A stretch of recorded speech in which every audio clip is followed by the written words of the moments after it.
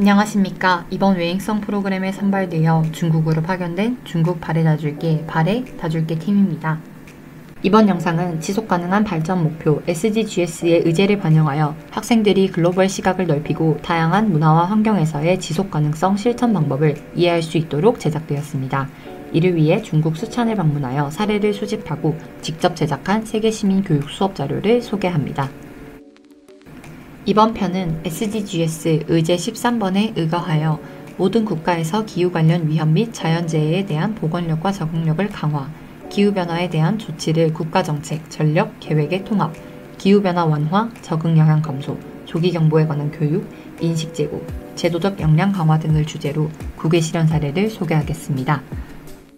첫 번째 장소는 사천박물관입니다.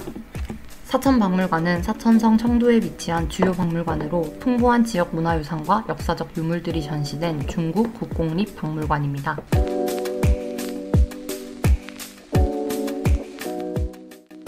사천에서 세계 시민교육을 위한 양질의 자료 수집을 위해 사천박물관 방문을 통하여 사천의 전반적 역사 및 문화 이해를 목표로 했습니다.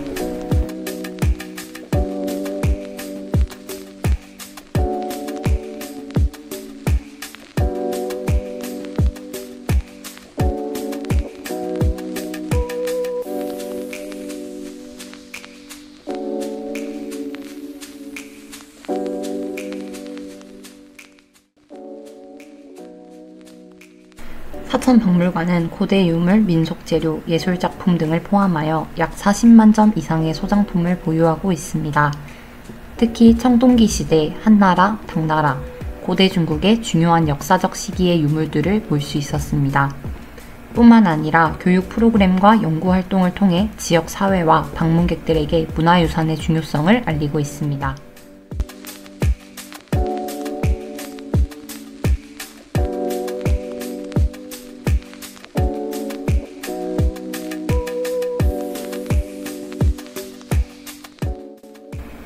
저희는 사천박물관을 둘러보며 우리가 앞으로 방문할 장소와 관련된 SDGs의 의제를 명확하게 연결할 수 있었습니다.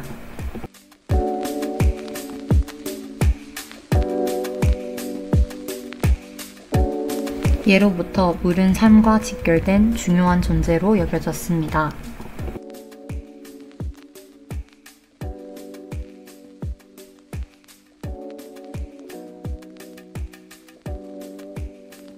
사천에서는 고대에 만든 수리시설로 농사의 발전을 이룰 수 있었으며 그 수리시설이 바로 우리가 방문할 두장엔입니다.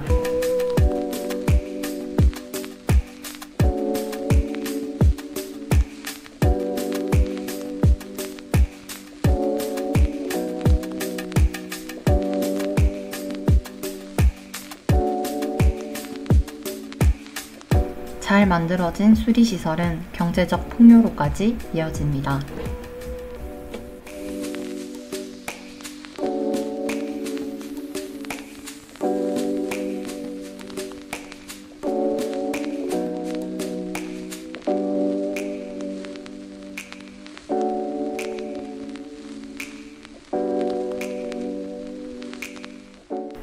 두 번째 장소는 두장엔입니다.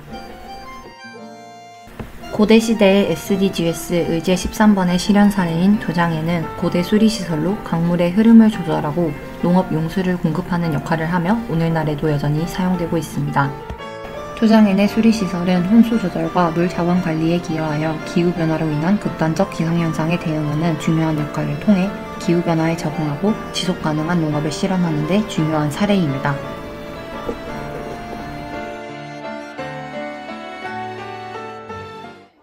大家讲一下啊，就原路返回，去到刚刚咱们进景区那个地方，到二王庙、二郎索桥、鱼嘴、外江、飞烧堰、内江、保定口、伏龙观，咱们从这个地方到这个地方出景区，咱们回程。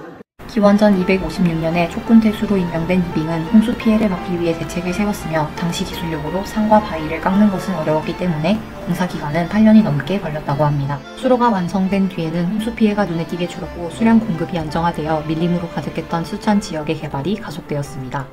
두장엔의 건설로 경작이 추가적으로 가능해진 토지가 1만경에 달했고 이 농지가 기존에 경작 가능하던 지역에서 추가적으로 확보된 것으로 더욱 대단함을 느낄 수 있었습니다. 그렇다면 두장엔 관계 시스템이 지속 가능한 농업과 환경관리의 중요한 까닭은 무엇일까요? 효과적인 물관리를 통해 농업 용수의 효율성을 극대화시켰으며 이러한 관계 시스템은 농작물의 안정적인 생산을 보장하여 기후변화에 대한 적응력을 높였습니다. 또한 강의 수위를 조절하여 홍수를 예방하고 필요시에 농경지에 물을 공급하며 가뭄에 대응할 수 있는 능력을 제공합니다. 이는 기후변화로 인한 극단적 기상현상에 효과적으로 대처하는 방법입니다. 지역 농민들은 지속 가능한 방식으로 농업을 운영할 수 있으며 이는 기후변화에 대한 탄력성을 강화하는 데 기여합니다. 두장에는 자연과의 조화를 이루는 방식으로 설계되어 생태계 보존에도 기여했습니다. 이는 기후변화의 영향을 최소화하고 지역 생물의 다양성을 보호하는 데 중요한 역할을 합니다. 세 번째 장소는 원천 대지진 유적지입니다.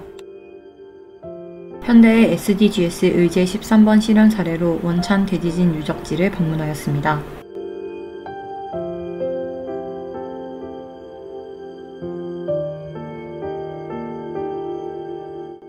이곳은 지진의 피해를 그대로 보존하며 그날의 아픔을 기억하고 더불어 재해의 복구와 예방에 힘쓰길 다짐을 위한 곳입니다. 하천 지역의 환경과 생태계의 파괴를 가져온 대지진의 유적. 이를 계기로 환경보호의 중요성을 깨닫게 됩니다. 이후 재건 과정에서 경제발전과 환경보호의 조화로운 발전이 필요하다는 점을 인식하게 되었고 이에 따라 국제적 환경기준에 부합하는 정책을 펼치게 되었습니다. 진원지인 원천현은 피해자 추모 활동과 함께 지진 복구에 도움을 준 중국 인사들에게 고마움을 건넸습니다. 지진 복구 작업은 국제사회의 유익한 경험과 계기가 되었고 재해 방지와 군안을 상호 결합해 전면적으로 방제 능력을 향상할 것이라며 인간과 자연이 조화롭게 공존하기 위해서 국제사회의 공동 노력이 필요하다고 강조했습니다. 쓰촨 대지진의 상징 도시가 된 원천현 잉슈진 마을은 당시의 지진 상황을 되돌아보는 관광지가 되었습니다. 네 번째 장소는 만강루 공원입니다. 현대의 SDGs 의제 13번의 실현 사례로 만강루 공원을 방문하였습니다.